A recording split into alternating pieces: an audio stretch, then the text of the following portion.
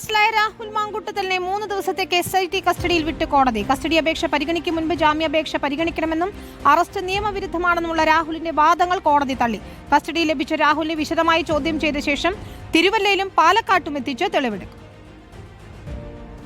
മൂന്നാമത്തെ ബലാത്സംഗ കേസിൽ രാഹുൽ മാങ്കൂട്ടത്തിനെതിരെ നിർണായക തെളിവുകൾ കണ്ടെത്തുന്നതിന് കസ്റ്റഡി വേണമെന്നായിരുന്നു SITയുടെ ആവശ്യം. അറസ്റ്റ് ചട്ടവിരുദ്ധമാണെന്നും കസ്റ്റഡി ആവശ്യമില്ലെന്നും പ്രതിഭാഗവും വാദിച്ചു. എന്നാൽ തെളിവെടുപ്പ് അനിവാര്യമാണെന്ന കണ്ടെത്തലോടെ Thiruvalla judicial first class magistrate കോടതി രാഹുലിനെ 3 ദിവസത്തെ SIT കസ്റ്റഡിയിൽ വിടുകയായിരുന്നു. കസ്റ്റഡി അപേക്ഷ പരിഗണിക്കും മുൻപ് ജാമ്യാപേക്ഷ പരിഗണിക്കണമെന്നും പ്രതിഭാഗം വാദിച്ചിരുന്നു. പരാതിക്കാരിയുടെ മൊഴിയെടുത്തത് വീഡിയോ കോൺഫറൻസിംഗ് വഴിയാണ്. മൊഴിയെടുത്താൽ 3 ദിവസത്തിനകം ഒപ്പിടണമെന്നത് പാലിച്ചില്ല. കേസെടുത്തതുപോലും നടപടിക്രമങ്ങൾ പാലിക്കാതെയാണ്. ചട്ടം ലംഘിച്ചാണ് പരാതി സ്വീകരിച്ചത്. അറസ്റ്റിനുള്ള കാരണങ്ങൾ പ്രതിയെ ബോധ്യപ്പെടുത്താനായില്ല. ഭരണഘടനാവകാശ ലംഘനമുണ്ടായി.